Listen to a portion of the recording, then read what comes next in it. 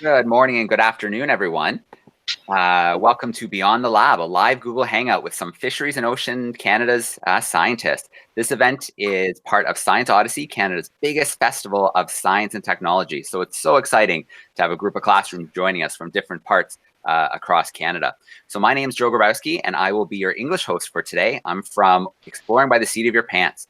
We bring science, exploration, conservation, and adventure into classrooms everywhere through virtual speakers and virtual field trips. And today I'm joined by Claudia. Claudia, I'm going to let you take a moment to introduce yourself. Bonjour, mon nom est Claudia. Je suis aussi une employée de Pêche et Océan Canada. Donc, Pêche et Océan Canada, qui est un ministère du gouvernement du Canada qui gère les pêches, protège nos océans et toutes les espèces vivantes qui habitent dans les eaux du Canada. Et je suis très contente d'être votre animatrice francophone aujourd'hui pour le Google en direct. All right, very cool. Well, we're very lucky today to be joined by two scientists from the Department of Fisheries and Oceans. And we're going to take a little time now to get to know them a little bit better. So I'm going to start off. I am going to talk with Hillary joining us today. So Hillary Moores-Murphy is joining us from the Bedford Institute of Oceanography in the Maritimes region. And Hillary, I think the best way to get things started is, first of all, if you want to give a big hi to our classrooms. Hey, all you.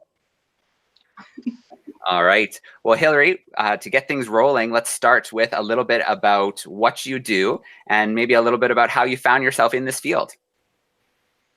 Awesome. Well, let's get started. So I am a whale biologist. So I study whales here at the Bedford Institute of Oceanography. And mainly I study whale sounds and the sounds that they make underwater. All right. Very cool. So today's today's hangout is really focusing on beyond the lab. So getting out of the lab and getting out into the field. So I think that means that you get to play with some pretty cool tools, some cool technology in the field. Can you tell us a little bit about some of the tools that you get to use in the field? Absolutely. So I get to go out in the field and deploy acoustic listening devices that sit on the bottom of the ocean and listen for whale sounds. So these are underwater recorders that we put out for a year or more at a time. And they record all kinds of sounds. They record whale sounds and human-made sounds like ship noise. And after about a year, I'll go back out and I'll pick those systems up and bring them back into the lab. And then I can download the data and listen to the whale sounds. But one of the coolest things about the fieldwork I do is that when I go out to deploy these acoustic instruments, I also go out and watch for whales. So I get to be a lookout on the boat and look for whales while I'm out there, and I get to see lots of different whales. All right, well, let's build on that a little bit. What are some of the species that you get to work with? Ooh, one of my favorite is called the northern bottlenose whale, and it's an endangered species that occurs off of Nova Scotia, and it's found in really, really deep water. So it's one of the deepest diving whales in the entire world. It dives to more than 1,000 meters deep for over an hour. And then I also have seen blue whales, which are the world's biggest whales. I've seen right whales, which are another endangered species off of eastern Canada. So we have lots and lots of different species here in our waters, even dolphins. So I've seen a few different dolphin species while I've been out to sea. All right, very cool. Well, I'm going to put you on the spot with one more question. So I get to talk to a lot of scientists and explorers, and they talk about their experiences in the field, and they talk about how there's times that are amazing and everything goes well, times where everything doesn't go quite so well, and then times in the middle. So do you have a story from the field you could share with us? Maybe something exciting or something that went really wrong, maybe a funny moment. Is there a story you can share with us from the field?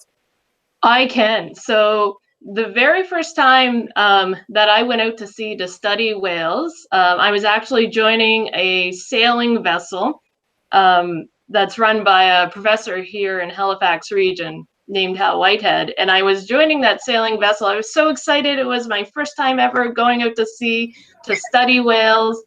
And as soon as we got outside the harbor that we were in, I got incredibly seasick. And I was seasick for 3 days straight. And I was like, oh no, what have I done? But then after 3 days of being seasick, I finally got my sea legs, and then it's been an amazing time studying the whales ever since. All right, amazing. So before I throw things back to Claudia, I see another classroom has just jumped in and joined us. So I just want to check in with them really quickly. We've got some high school students joining us from Barrie, Ontario. Do you want to just give me a quick wave in front of the camera, just so I know that you guys are in and you can hear us okay? Give me a quick wave at the camera, Barrie, Ontario. All right, I'm going to assume they're good because he's setting up, so he must be okay. All right, Claudia, why don't you take over for a moment? Let's get to meet Emily. Oui, donc, Amélie, bonjour. On aimerait en connaître un petit peu plus à propos de toi et du travail que tu fais, parce qu'on sait déjà que le printemps et l'été, c'est très occupé pour les scientifiques. Donc, on veut savoir qu'est-ce que tu fais durant les printemps-été sur le terrain et qu'est-ce que ça veut dire travailler sur le terrain. Oui, c'est vrai que le printemps puis l'été, on est bien occupé. Dans la région où je travaille, qui est le golfe du Saint-Laurent, on ne peut pas faire de travail durant l'hiver parce que c'est gelé.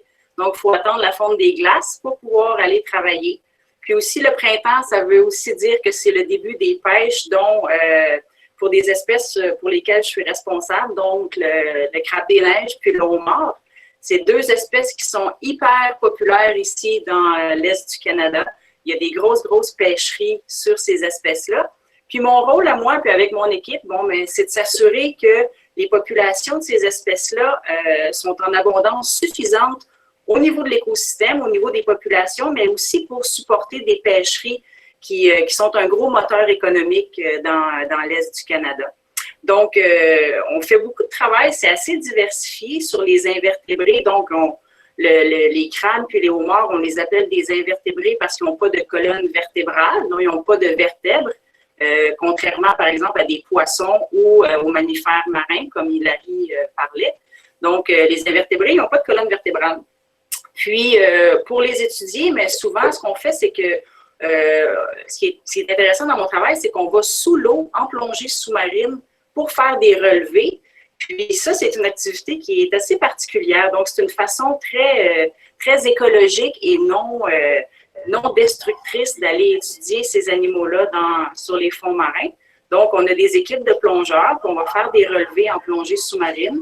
On va compter le nombre de homards qu'il y a au fond de l'eau, on les mesure, on note leur sexe.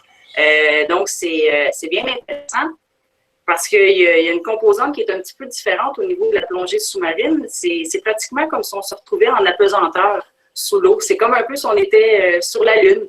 Donc, c'est vraiment particulier. C'est des activités qui sont très intéressantes. Puis, on fait aussi des relevés à bord de navires de recherche, donc des navires de la garde côtière qui font partie du ministère de Pêche et Océan aussi. Donc, on utilise des chaluts qu'on appelle, c'est comme des gros filets qu'on va traîner en arrière d'un bateau qui vont ramasser tous les organismes qui sont au fond de l'eau. Puis, à ce moment-là, on peut les étudier, les dénombrer, identifier les différentes espèces qu'on capture. C'est qu'à chaque fois qu'on fait ces activités-là, mais c'est comme des boîtes à surprise parce qu'on ne sait jamais ce qu'on va ramasser. Puis, ce qu'on essaie de faire, c'est qu'on prend le plus d'informations possible parce que c'est des opportunités uniques pour nous de bien connaître les écosystèmes marins et les écosystèmes côtiers dans le sud du golfe du Saint-Laurent. Cool! Et puis, quel genre de données et informations vous recueillez, par exemple, sur les crabes des neiges? Mais sur le crabe des neiges, la pêche est principalement concentrée sur les mâles. Donc, c'est juste les mâles qui sont des gros crabes. Donc, le corps peut être gros comme ça. Puis avec les pattes, ça peut venir gros comme ça. Donc, on va les dénombrer, on va les mesurer aussi parce que dans la pêche, il y a une taille minimale légale. Donc, on ne veut pas que les pêcheurs ramassent des petits crabes parce qu'on veut s'assurer que les crabes ont grossi à leur taille adulte pour pouvoir se reproduire, puis aussi s'assurer qu'il y a des jeunes qui reviennent remplacer ce qui est pêché. Donc, on ramasse cette information-là. On ramasse aussi de l'information sur la dureté de la carapace des crabes. Les crabes, comme les homards, c'est pas comme nous, ils vont pas grandir petit peu par petit peu au cours de leur vie. Ils vont grandir souvent, c'est comme une fois par année. Une fois par année, ils perdent leur vieille carapace, donc on dit ils muent. Puis après ça, il y a une autre carapace en dessous qui s'est formée, puis là, ça va durcir. ils vont se gonfler d'eau, puis c'est comme ça qu'ils vont grandir. C'est qu'ils grandissent par coups à chaque année. Donc, quand on mesure la dureté de la carapace du crabe, bien, ça nous dit ça fait combien de temps qu'il a mué. Puis, on essaie de protéger les crabes mous parce qu'on ne veut pas qu'ils se fassent déranger durant la pêche, puis parce qu'ils seraient plus susceptibles à des blessures puis des choses comme ça. Mais on ramasse aussi plein d'informations sur les femelles qui sont plus petites chez le crabe des neiges. On va regarder si elles ont des œufs. Donc, il y a une petite poche sous la femelle crabe que tous les œufs qui sont là quand la femelle est mature. Puis la femelle, elle va garder ces œufs-là sous elle pendant 2 ans. Donc, on va regarder le développement des œufs, la quantité, mais les quantités, on parle de milliers et de milliers d'œufs. Donc, c'est plein d'informations qui nous aident à mieux comprendre la biologie puis le cycle de la population de crabes dans la nature. Bien, merci. Bienvenue. Et puis, une journée typique, est-ce qu'il y en a dans ton métier où toutes les journées changent d'une journée à l'autre? Je pourrais dire que quand on fait du terrain, il n'y a pas une journée qui est pareille parce que notre travail de terrain est beaucoup dépendant de la météo. Donc, si la météo est bonne, on peut travailler. Si la météo est moins bonne, en termes de vent, si on doit aller en mer, donc ça peut poser certains défis. Mais il y a des journées un petit peu plus typiques dans notre travail quand, après avoir récolté plein d'informations, plein de données, on revient au bureau. Puis après ça, c'est la période d'analyse des données. Donc, on regarde toutes les données qu'on a, on fait des statistiques, on peut écrire des rapports, on va dans des réunions pour discuter de nos résultats avec des collègues ou avec d'autres personnes pour prendre des décisions au niveau des pêches, par exemple. Donc, quand on fait du travail de bureau, bien là, à ce moment-là, il y a des journées qui peuvent se ressembler un peu plus. Mais il y a tout le temps quand même une belle diversité, ce qui fait que moi, je trouve que c'est un emploi qui est vraiment stimulant. Merci. All right, Claudia, what do you think? Should we start meeting some of our classrooms? Yes, we're ready. On est prêt. All right, excellent. So, classrooms, I'm going to start introducing each one of your classes one by one. Remember today that I'm going to need you to unmute and mute the microphone for me. So when I announce your classroom, can your teacher turn on the mic for us? If you guys want to give a big shout out, a big hello or a big hey for us, and then go ahead with your question. So you're welcome to ask in English or French, but if you do ask en français, can you please repeat the question in English afterwards? So let's get things going. Let's meet classroom. Let's take a little trip out to Thompson, Manitoba. Let's start off with Mrs. Oster's class. There's some 4th grade graders joining us at École Riverside. Let me get their microphone. If you guys don't mind turning it on, say a big hi for us. Say hi. Hi. Votre question, Margaret? Combien de types d'animaux différents est-ce que tu connais dans l'océan? Say it in English. How many different types of animals did you find in the ocean?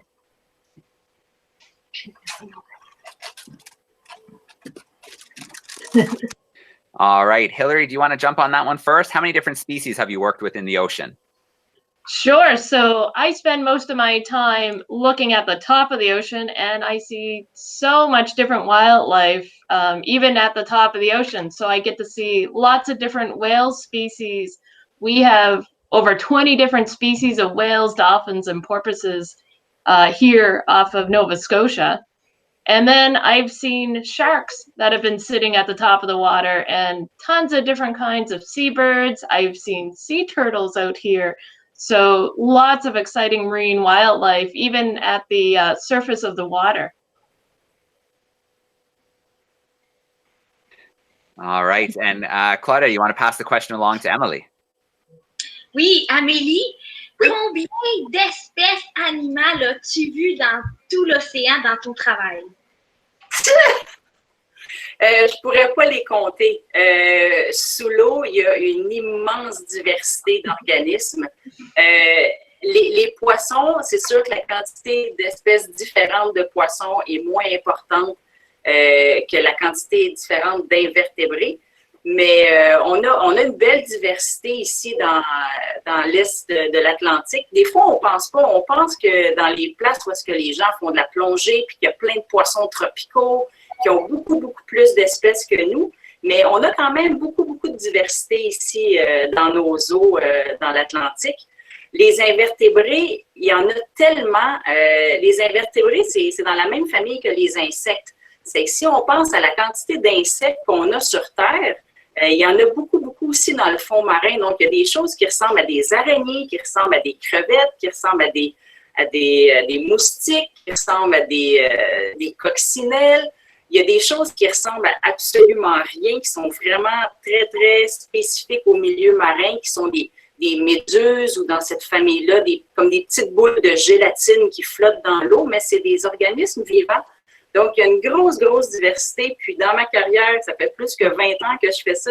Je pourrais pas dire la quantité d'espèces que j'ai vues, mais j'en ai vu plusieurs. Puis, il y en a qui sont vraiment spectaculaires. All right, Thompson, Manitoba, great question to get us started. Let's go a little bit further west. Let's go to Mrs. Matthews' group, some grade threes hanging out with us from Courtney, British Columbia. If you want to turn your microphone on, give us a big hello, and then go ahead with your question. Hi. Hello, my name is Eva, and I am in grade 3 at Acol Park in Courtney, BC. Combien de groupes ou familles d'arcs sont endangered dans le monde? How many groups or families of orcas are in danger in the world? Ooh, that's a tough question. So I'm assuming that you want me to answer that one, Joe? Yeah, absolutely. Why don't you maybe talk a little bit about orcas and if you have any experience with them? Yes, so the species that I mainly know the most about are the ones that occur here off the east coast of Canada. And we actually do have orcas, or killer whales is the other name they're known as, that occur here on eastern Canada. And there is a population. It lives mainly off of Newfoundland and Labrador, but sometimes we get occasional visitors up into Nova Scotia waters. But that's not an endangered population. So in Canada, our endangered killer whale populations are found on the west coast. And one of those is the highly endangered southern resident killer whale population. And there's less than 100 individuals in that particular population that's found out in the BC waters. All right, that's a great question. Do you want to ask Emily, Claudia, if she's ever encountered orcas in the field? Yeah, for sure. Amélie, as-tu déjà eu la chance de travailler avec les orques, qu'on appelle aussi les épaulards résidents du Sud, lors de ton travail? Malheureusement, non. C'est une espèce qui est vraiment spectaculaire. J'aurais vraiment beaucoup aimé.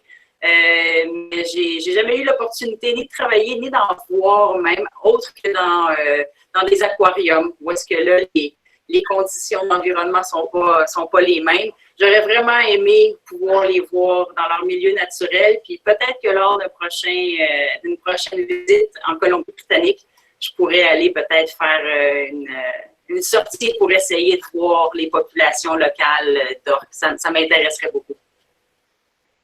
All right, another great question. Thank you so much from BC. We'll swing back your way in a bit. Let's stick with British Columbia. Sam and Arm, British Columbia. We have some grade 7s hanging out with us with Mrs. LaFortune. If you don't mind turning on your mic for us, give us a big hello and we're ready for a question.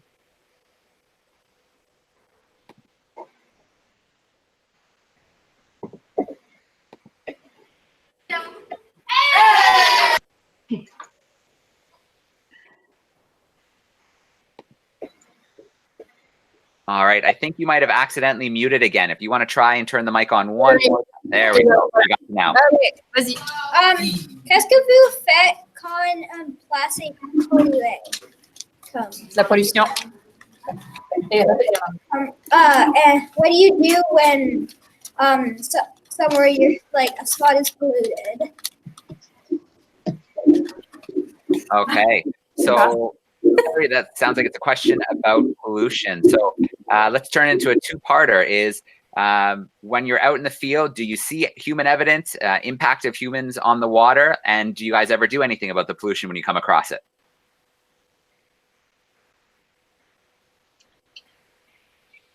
Hilary? Yeah, I do unfortunately see lots of evidence of pollution on the water, and usually when I'm out on looking for whales on the water, I do see a lot of garbage, and that might be small plastic bags, or it might be something bigger, but I do see a lot of plastic that's been floating around. Sometimes there's rope and other kind of human debris that's floating around out there. And unfortunately, most of the time, we sort of have a short period of time to be out on the ocean, and we can't stop and pick up all of the garbage because then we'd never be able to get our work done. So a lot of the time, we see the garbage, and sometimes we record what we're seeing, but we don't necessarily stop to pick it up. Sometimes when I've been working from smaller boats, if we have room on the boat to collect garbage, we actually will. We will stop, we'll pick up the garbage and put it on the boat just to get it out of the water. But yeah, that's an unfortunate thing, is that we do see a lot of garbage, particularly plastic, floating around out in our ocean. All right, thank you, Hilary. Claudia, do you want to see if Emily has something to add? Yes. Amélie, qu'est-ce que tu fais quand tu arrives sur le terrain des places en nature et que tu vois que c'est pollué? Par exemple, des déchets ou des choses comme ça. Qu'est-ce que vous faites? Oui. Souvent, ce qui arrive quand on fait ce qu'on appelle du chalutage, donc, comme je disais plus tôt, on a une espèce de gros filet qu'on tire sous un bateau, en arrière d'un bateau. Des fois, on va ramasser des débris dans le fond. Puis, c'est certain que tous ces débris-là, on les conserve pour pouvoir en disposer de manière sécuritaire et propre. On ne remet jamais les déchets à l'eau. Dans la même situation qu'Hilary, des fois, c'est des choses qui sont trop grosses ou on est sur des bateaux qu'on n'a pas l'opportunité de faire la collecte des déchets. Mais c'est certain que quand on en voit, on essaie d'en ramasser le plus possible. Ce qu'on voit aussi, c'est des fois en plongée sous-marine, ce qu'on considère des déchets aussi, c'est d'anciens engins de pêche, donc de l'équipement qui était utilisé pour de la pêche. Puis là, ça a été pris au fond comme des vieux filets. Faut faire attention comme plongeur parce qu'il ne faudrait pas se prendre là-dedans. Mais si on peut, on va essayer d'en ramasser le plus possible puis ramener ça pour pouvoir mettre ça dans des vrais conteneurs à déchets. Mais ce que je peux dire, c'est que dans notre environnement ici, il y a eu beaucoup de travail qui a été fait auprès des pêcheurs puis les gens qui sont sur l'eau pour justement les conscientiser à faire attention à leurs déchets puis à ne pas tout jeter par-dessus bord. Donc, je pense qu'il y a une belle progression qui s'est faite pour les gens pour arrêter de polluer nos océans, mais on a encore du travail à faire. All right, and we have one more classroom live on camera with us that we need to drop in and visit. Mr. Gamga's group, they are joining us from Barrie, Ontario. Some high school students. If you guys want to turn your mic on for me, give us a big hello, and then we'll take one of your questions.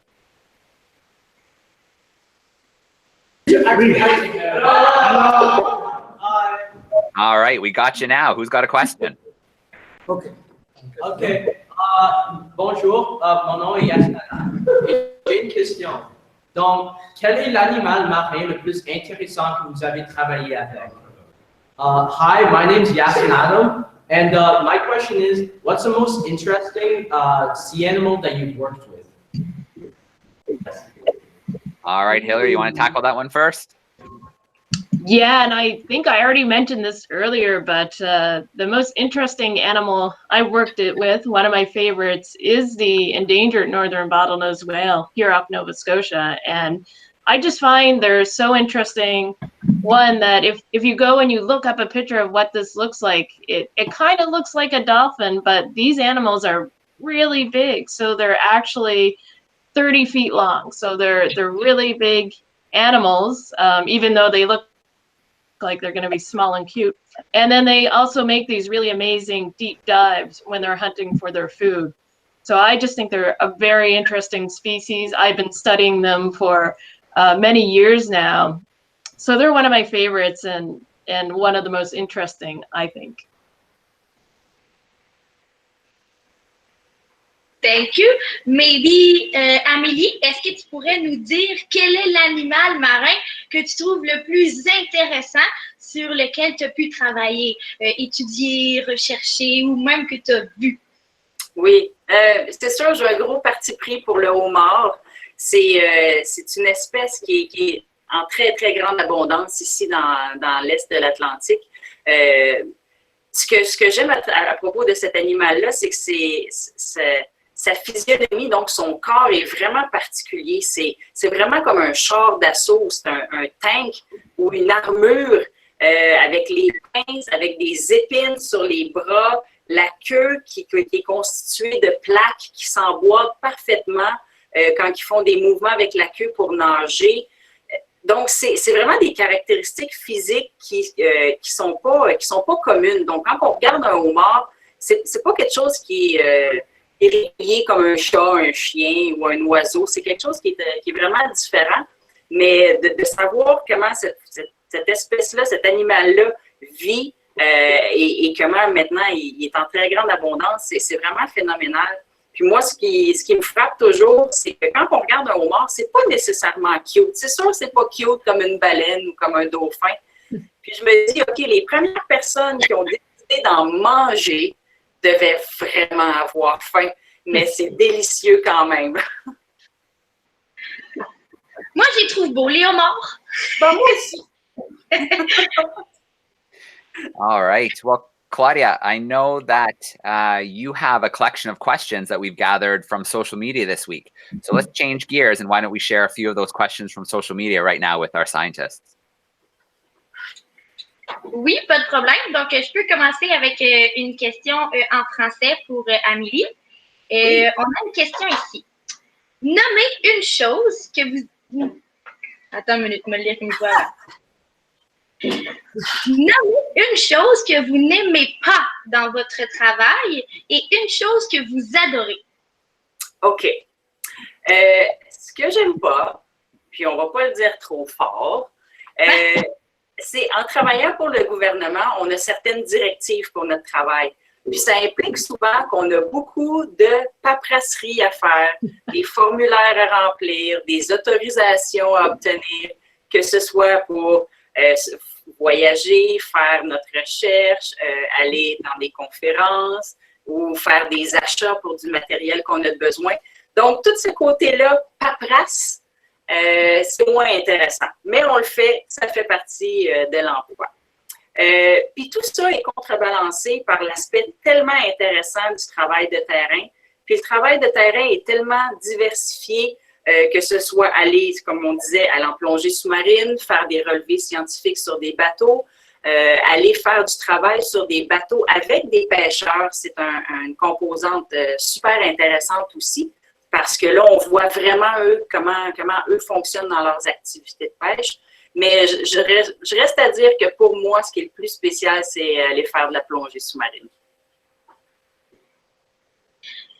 Fait qu'on peut pas toujours faire tout le temps qu'est-ce qu'on aime le plus. Des fois, il faut faire des choses qu'on aime un peu moins pour faire plus de choses qu'on aime plus. Hein? C'est ça, c'est un balancier. Joe? All right. Well, let's jump into those questions from online, and I'll pick one for you, Hillary. Let's see. Okay. All right. Well, this is a kind of an interesting one. This one is from Karki Gardot, and he's wondering, actually,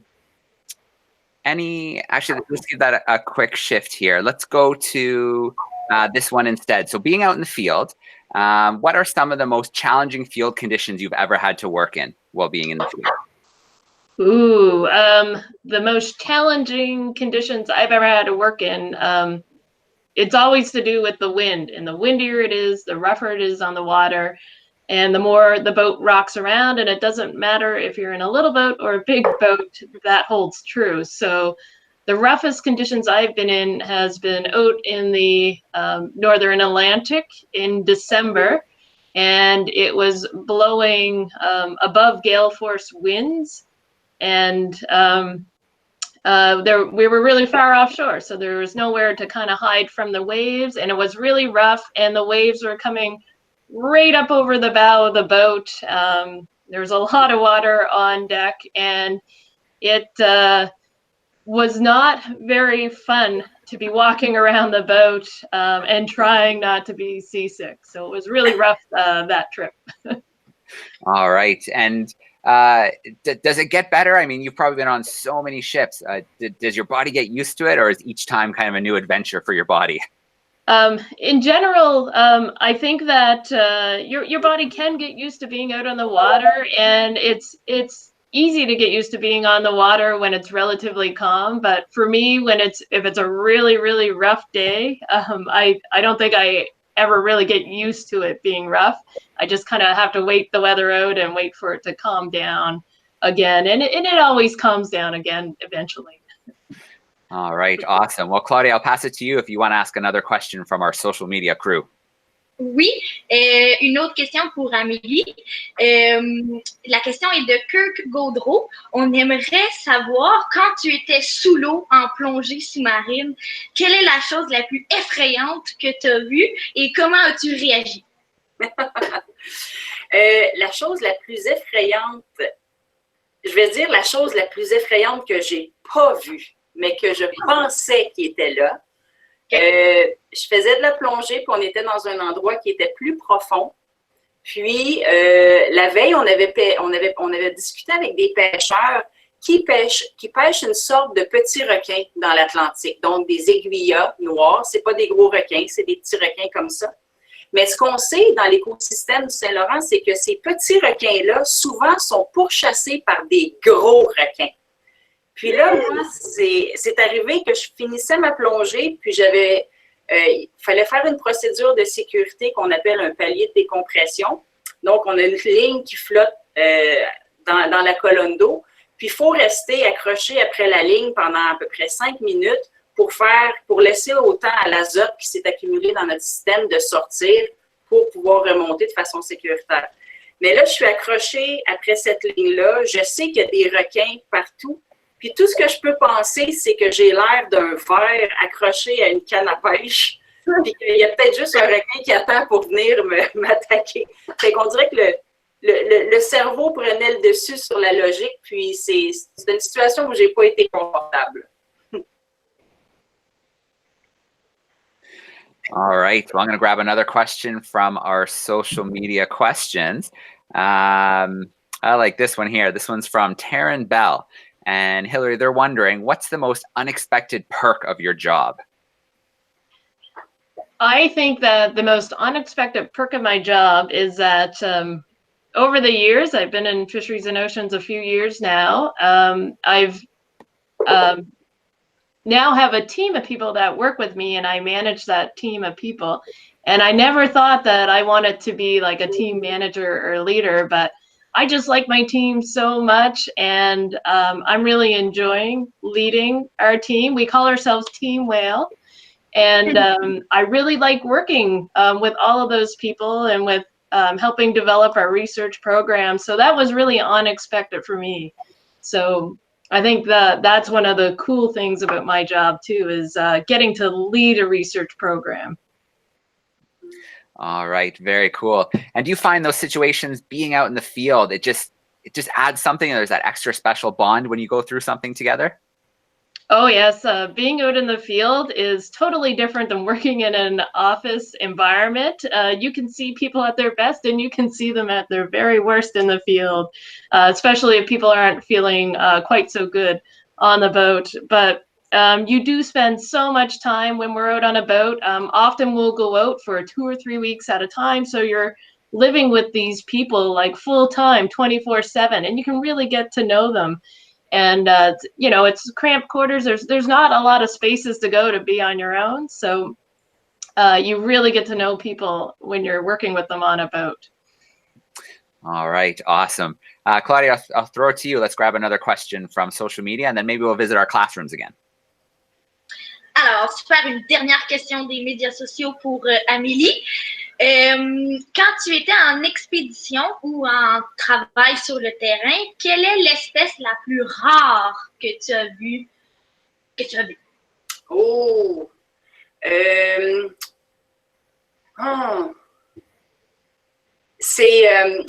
Je pourrais pas dire exactement le nom de l'espèce. Je pourrais fouiller puis trouver éventuellement. On faisait un relevé au chalut dans le sud du golfe du Saint-Laurent.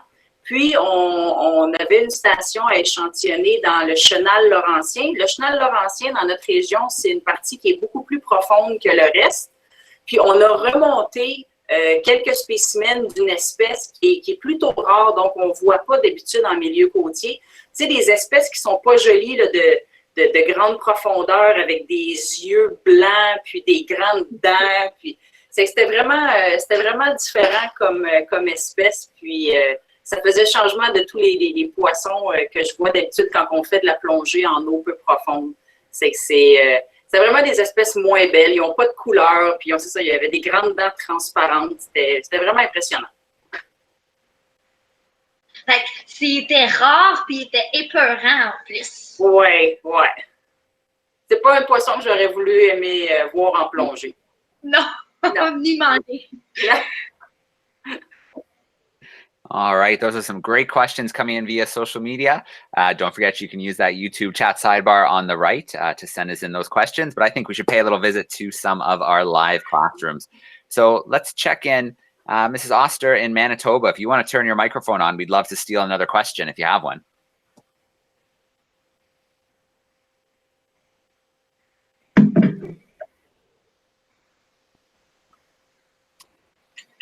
Okay, I don't see Mrs. Oster's camera, so maybe they're having some technical difficulties. So let's switch gears and go to Mrs. Matthews' class again. If you guys want to turn your microphone on and go ahead with a question if you have one. Hi. Hey, guys. Hello, my name is Malia. Qu'est-ce que je peux faire pour aider les animaux marins localement, mais aussi globalement? What can I do to help marine animals locally, but also globally? Such a great question. I think we should open that up to both Hillary and Amelie. So Hillary, if you want to take the lead, and then we'll pass it on. Ooh, I want to think about this one for a minute. Can you come back to me? Est-ce qu'on peut la poser à Amélie? Amélie, donc, c'est Mélia qui t'a demandé comment elle peut faire pour aider les animaux marins localement, mais aussi globalement.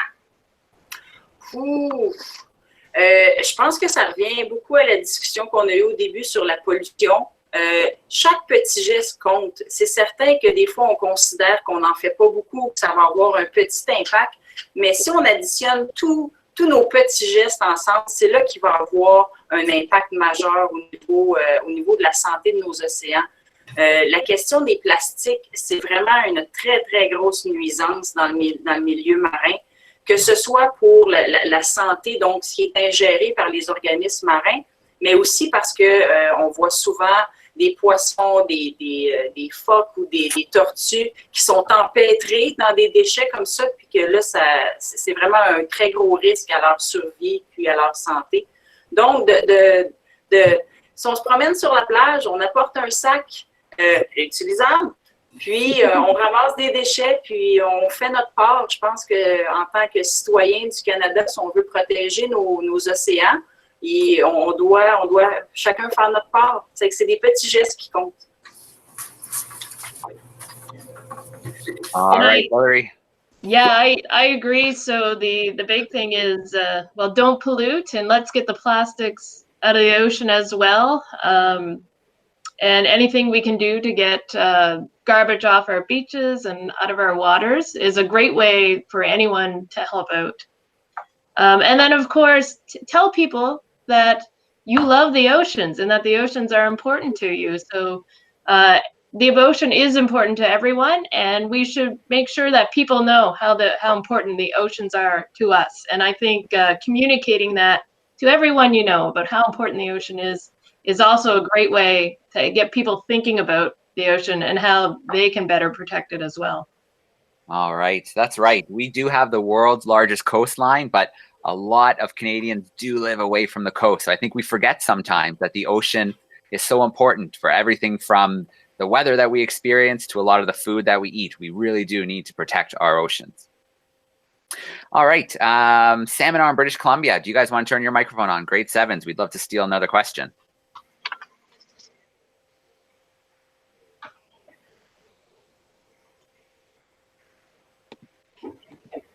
Oh, can you try again? It doesn't look like the microphone turned on. What? There we go.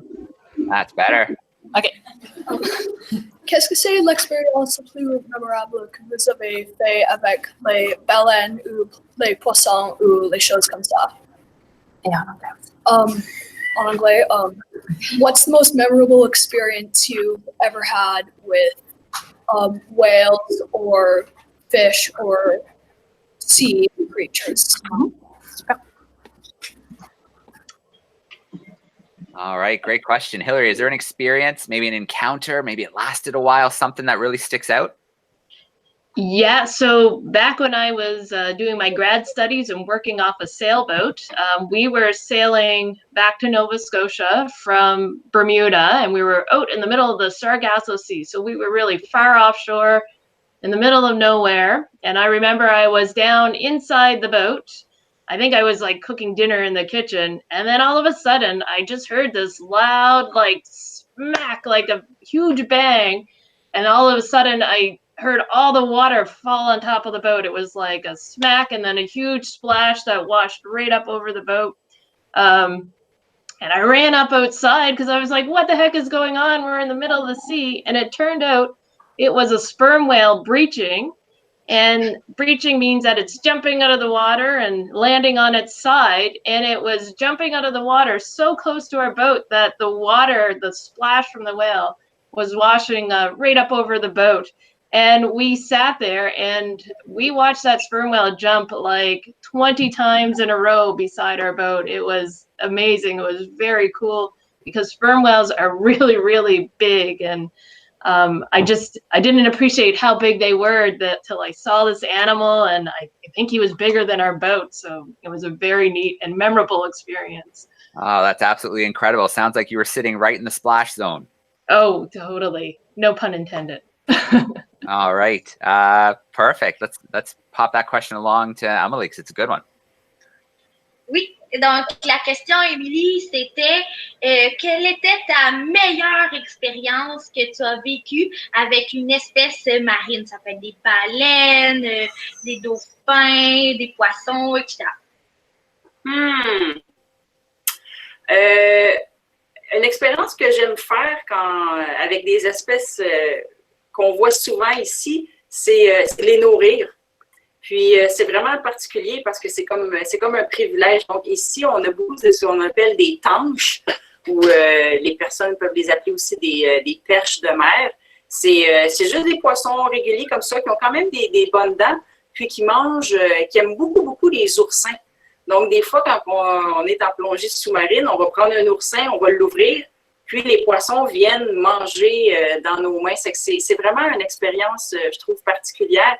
Parce qu'on dirait que quand on est sous l'eau, les poissons ont pas tout le temps peur de nous parce qu'on n'est pas une menace en tant que plongeur. Donc, des fois, il y a des poissons qui arrivent, des raies ou des plis, puis ils sont à côté de nous, puis on peut les flatter.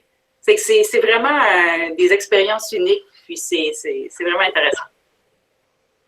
C'est les belles expériences. Oui. All right. Well, I'm going to grab one more question off social, and then we'll visit our high school class. So on social media, we've got a question that just came in from Dr. Campbell McCarskey, and he's wondering, when you're on the boat, what do you eat? What's a typical day's menu like when you're on the boat and in the field? So it really depends on the boat that you're on. And like I was saying, a lot of boats that I go on, we go out for weeks at a time. I do a lot of work off of our Coast Guard run ships here. And I think we eat pretty good. And the meals vary greatly from day to day. So we might have a barbecue, steaks and potatoes one night.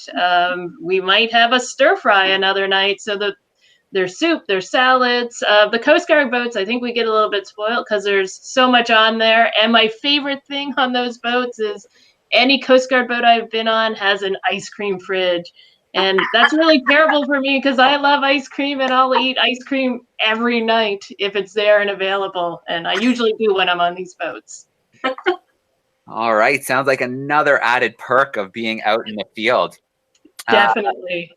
Emily, do you get to eat that well when you're in the field? Donc, Amélie, est-ce que tu manges aussi bien que Hilary quand tu es sur le terrain? La question était des médias sociaux. Que manges-tu quand tu es à bord d'un bateau ou sur le terrain? Oui. D'habitude, quand on fait des petites excursions d'une journée sur le terrain, j'apporte des lunchs avec moi de la maison. Donc, ça, c'est assez régulier. Mais c'est vrai, quand on va sur les bateaux de la garde côtière, on est gâtés. Tout est cuisiné pour nous. Puis moi, ce que je trouve particulier, puis Larry en a parlé, de la crème glacée sur les bateaux de la garde côtière. Souvent, moi, quand je vais sur les bateaux, je travaille de nuit. Donc, je travaille de minuit à midi. Donc, ça arrivait des fois qu'à 4 heures du matin, comme collation, je mangeais un sandwich à la crème glacée à 4 heures le matin. Donc, j'envoyais un petit message à mes filles, dire « Savez-vous ce que je mange? Il est 4 heures du matin, puis je mange de la crème glacée. » C'est des petites choses, des petites anecdotes comme ça. C'est comique, mais d'habitude, on mange très bien. Ils prennent vraiment bien soin de nous. All right, let's take a quick trip to Barrie, Ontario with our high school students. You guys want to turn your mic on for one more question?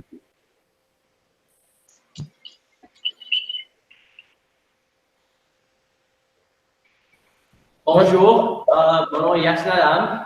Donc, j'ai une autre question. Comment est-ce que vous avez décidé d'entrer dans cette étude de sujet spécifique? Hi, my name is Yasnalam, and I have another question. How'd you guys end up in, how'd you guys decide to go into such a specific line of study? All right, great question. How did you get to such a specific line working with the whales, Hilary? I was one of these crazy folks who, when I was really, really little, I said, I want to study the whales. So I'm talking like when I was like in grade 1 or 2, I decided I wanted to study whales, and it always just stuck with me. Throughout high school, I still thought, yeah, it would be really cool to go study the whales. So I ended up doing a Bachelor of Science degree with a major in marine biology. And then I just sort of stuck with it throughout my graduate studies. So I did a Master's of Science, and then I did a PhD. And initially I was studying seals, and I worked my way up to whales to where I am right now. Merci. Donc maintenant, si je pose la question à Amélie, comment as-tu décidé de travailler dans ce domaine précis? Oui, moi, j'ai pas eu la flamme comme Hilary tout de suite quand j'étais très jeune. C'est rendu après le secondaire au cégep au Québec. J'avais déjà fait mon cours de plongée sous-marine. J'étais intéressée par la plongée sous-marine et j'ai toujours été intéressée par les animaux. Mais à ce moment-là, pour moi, il n'y avait pas de connexion biologie marine. C'était pas un domaine que je connaissais vraiment. Puis c'est vraiment mes parents qui m'ont orientée, qui ont dit, bon, t'aimes la plongée sous-marine, t'aimes les animaux, fais de la biologie marine. Puis j'avais vraiment dit, ah, OK, ça, c'est une bonne idée.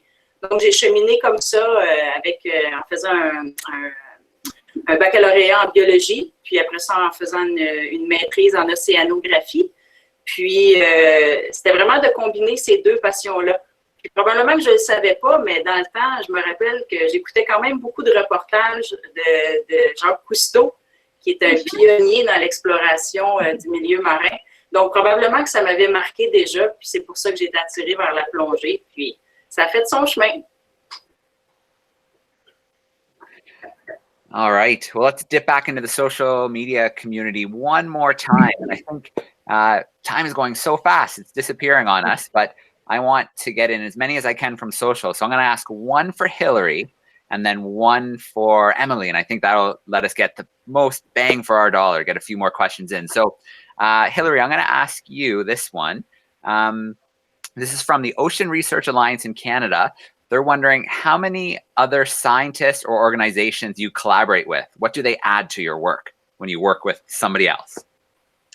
That is a great question, and I like to collaborate. I collaborate with so many different groups, both within fisheries and oceans, as well as outside fisheries and oceans. And the way I look at it is there is so much important work to do, and I can do a piece of it, but I can't do it all. And working with other people allows us together to do so much more than any of us can do on our own. So to me, collaboration is a really important piece of my work, and I collaborate with many, many different people in universities, in industry, and other organizations that are out there. All right, awesome. And I want to throw a question, Claudia, your way to share with Emily. This question is from Mrs. Anderson, and she's joining us from Switzerland. And she's wondering if you see the effects of global warming in your work. Do you see changes happening when you get out in the field? Donc, la question est pour Amélie. La question vient de Madame Anderson. Elle aimerait savoir, est-ce que vous voyez les effets du réchauffement global sur les océans durant votre travail? On peut en voir des petites parties parce qu'on travaille en collaboration avec des océanographes, donc qui, eux, vont faire le suivi des températures de l'eau, donc des températures de surface ou des températures au fond. Mais on le voit aussi, par exemple, dans la distribution des espèces marines. Donc, il y a des espèces marines qui préfèrent des eaux plus tempérées, donc un petit peu plus chaudes. Puis, il y a des espèces comme le crabe des neiges qui sont vraiment des espèces d'eau froide. Et maintenant qu'on suit leur distribution, donc où est-ce qu'on les retrouve, on se rend compte que pour le crabe des neiges, il y a des endroits où est-ce qu'on sait où l'eau se réchauffe. Bon, mais le crabe des neiges est un petit peu poussé de ces habitats-là à cause du réchauffement des eaux au fond. Par contre, le homard préfère des eaux plus chaudes. Donc, quand il y a des réchauffements un peu, le homard, ça lui permet d'augmenter son territoire. Donc, oui, on voit des effets sur les espèces, mais ce n'est pas toujours des effets négatifs. Pour certaines espèces, ça veut dire peut-être qu'ils ont accès à du nouveau territoire, donc les populations vont peut-être être plus abondantes. Donc, oui, on en voit des effets dans notre travail. All right. Awesome questions. Just awesome questions coming in from our groups who are joining us live on camera. Great questions coming in from the online community. It seems like a shame that we're getting so close to the end of our hangout together, but there is one more kind of interesting question that I see in the social media. It's kind of a bit of a silly one, but I'm curious about the answer to this one. Hillary, I think this will be easy for you to answer, but we have someone who's wondering if you've ever, any of the specimens that you've caught, if you've ever, that you've done work on, if you've ever eaten them afterwards. So Hillary, I think I know your answer, but I'm wondering about Amelie's answer as well, because hers are a little more traditional to be on a plate sometimes, I think. I have never eaten a whale, and I don't really plan to eat a whale anytime soon. All right, fair enough. I kind of knew that would be your answer. I'm wondering if we pose the same question to Emily, if she's ever any of the specimens, if they've ever done that with any of the specimens. Bonjour, Amélie. Donc, une autre question des réseaux sociaux qu'on a posée à Hillary aussi. Est-ce que tu as déjà mangé une des espèces sur lesquelles je travaille? Certainement. Oui. Certainement. Beaucoup de personnes ici dans l'Est du Canada attendent souvent avec envie l'ouverture de la pêche au crabe des neiges puis l'ouverture de la pêche au homard pour pouvoir se régaler de ces espèces-là. C'est certain qu'on s'assure que la pêche est faite de façon responsable, mais c'est des sources de protéines excellentes pour la santé si on ne met pas trop de beurre à l'ail, on s'entend. Mais oui, je mange les espèces sur lesquelles je travaille, mais pas dans le contexte de mon travail, quand je suis à la maison en famille. All right. Well, a little bit of a silly question to end things off, but in all seriousness, both of you do incredible work out in the field. It's so important that we know about the health of our oceans, the impacts that we're having on them, and then finding ways that we can help mitigate these problems. So a huge thank you, Hillary and Emily as well, for the incredible work you do and taking some time out of your day to spend some time with our classrooms, joining us across Canada. It was such a great experience, and we're so happy to have some of your time today. This was a lot of fun. Thank you so much as well. All right. And I think maybe the last thing we should do, Claudia, is get all the classrooms to turn their microphone on and get nice and loud and give us a goodbye and thank you before we sign off for today. How does that sound? Hey! All right. Well, again, thank you. I hope you guys are catching some of Science Odyssey this week. It really is a blast to be able to do events like these. Classrooms, turn those mics on, get nice and loud, big goodbye and thank you. And then we'll sign off for today.